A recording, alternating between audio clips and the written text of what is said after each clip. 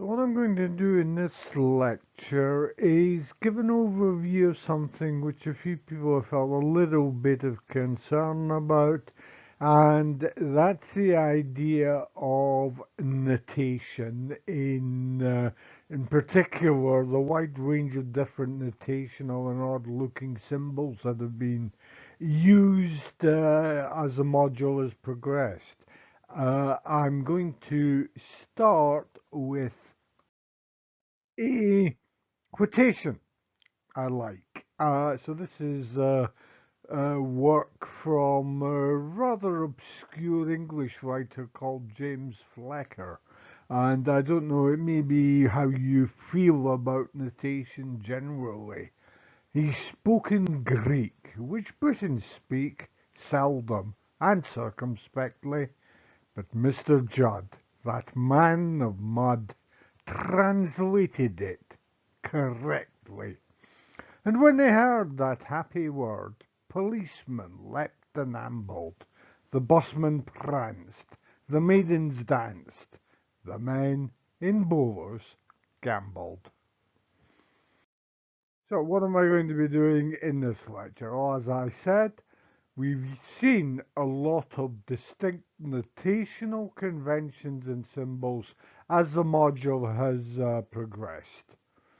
And people who are not used to that sort of thing, they may, and with perfectly good reason, I'd like to stress, feel a little bit confused, a little bit overwhelmed by the sorts of things that we've seen.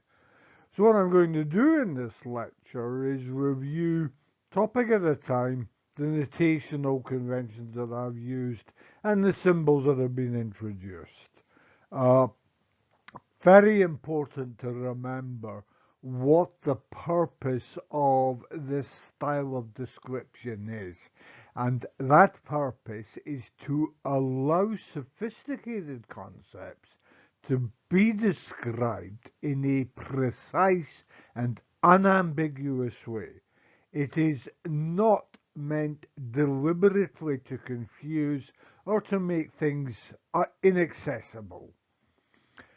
Developing good notation is difficult. It's one of the most difficult skills to acquire in scientific writing generally. So it's not surprising that sometimes this goes wrong.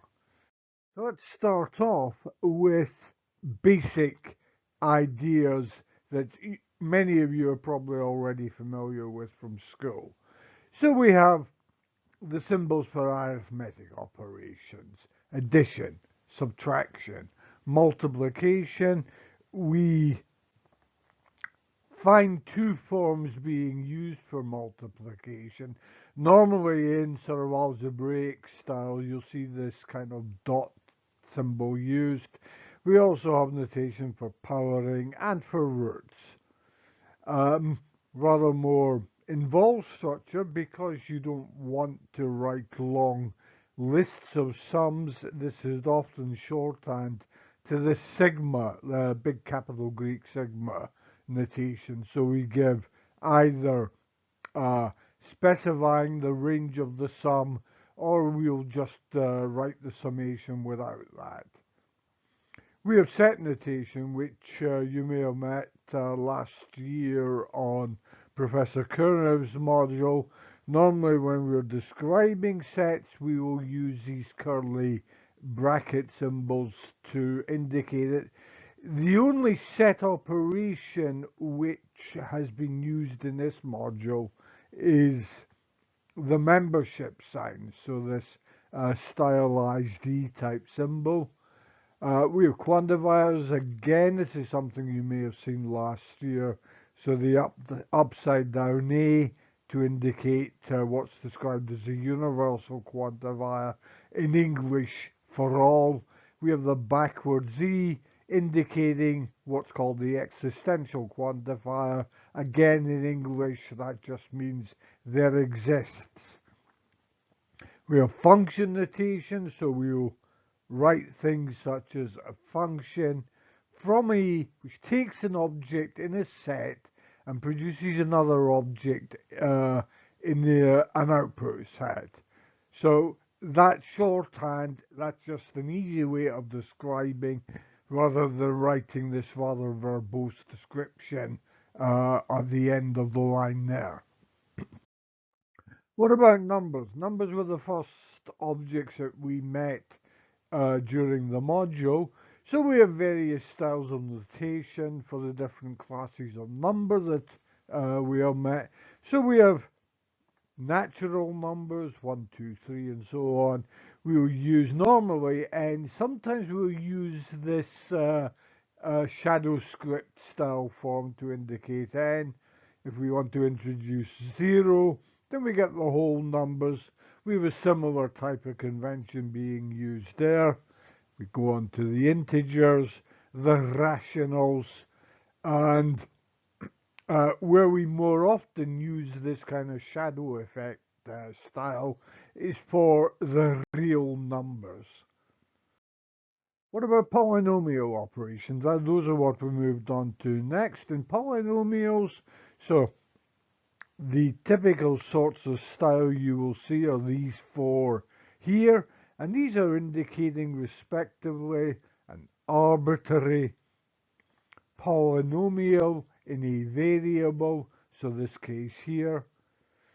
If we want to indicate the degree of that polynomial, we will use the subscript form here. Polynomials take coefficients from within a given set of numbers. Sometimes we're only interested in polynomials whose coefficients are drawn from a particular set, this one, and so we will use this notation here to describe such polynomials. In the same way, if we want to limit further to polynomials whose coefficients are drawn from a given set but of degree k, then in that case we'll introduce this kind of subscript style notation to do that. We'll move on to vectors. So that was the next topic that we looked at on the module. So we have notation for arbitrary vectors. Sometimes we will use this underscore type mechanism. At other times we will combine that by using this boldface font to indicate a vector. This notation with the description of the vector, we will normally use this angled bracket notation to do so, and we'll indicate an arbitrary vector in a given set of vectors with n components by this shorthand here. So that saves us writing this kind of rather long-winded description, an arbitrary vector with n components, each of which is a number from a set. We had various notions for the length of a vector. The standard one I will use, and the standard one you will see in notes and in the SEST work, is this with the vector enclosed in double vertical brands. Now, if there's no other information given about the length measure, it is assumed that the length measure is referring to what I called the standard Euclidean distance, Euclidean length. You may also see sometimes there's a subscript added qualifying the double vertical bars. In the case of the standard notion, that subscript will be 2. There are also other forms, one of which occurred in the tutorials, where we have the subscript 1, which is called the Manhattan distance, or the subscript k, which is the most general form. So that is defined in this particular way. We are summing up values and raising them to a particular power. Just to stress again, when there are single bars being used here in the case of individual numbers, that is indicating absolute value. So if the number is negative, it returns the equivalent positive value, and vice versa. What about matrices? So A matrix is an object which has some number of rows and some number of columns. So it's a table, basically. We have conventions to indicate the value that appears in a given row and a given column of that matrix. So that's this form here where we indicate the row and column as a subscript to the matrix entry. You'll sometimes see that we describe a matrix not using a single letter, but by a kind of explicit description of the components with square brackets containing them. We have these various operations on matrices, so this object called the transpose. So we use this superscript T to indicate transpose, and just to remind people, the transpose is the matrix that results when we treat the columns of the matrix as if they were rows and the rows of the matrix as if they were columns. So in effect, we're flipping the rows and columns about. We have this notion called the inverse of a matrix. We use this superscript -1 for that. We have this concept that's called the identity matrix. If we wish to indicate the number of rows and columns, we'll explicitly indicate that using the subscript. In general, if that context is clear, we'll just use uppercase I to indicate the identity matrix is being referred to. And finally, we have this numerical quantity called the determinant, and we denote the determinant by this det operation. Okay, so moving on, we have calculus. Lot of notations around for the object which is referred to as the first derivative of a function. So sometimes you will see this f dash, sometimes you will see this dy by dx. Those of you who may have met calculus in the context of applied mathematics or mechanics, or indeed even in physics where I believe it's still used, may have seen this dot style notation. It's not common in computer science applications. It's a little bit old-fashioned. So you won't have seen that in this module. It won't be used in the module. You'll also have higher order derivatives, so the second, third, and so on, derivatives of a function. So we have this double dash, this triple dash notation, this d2y by dx squared, and so on.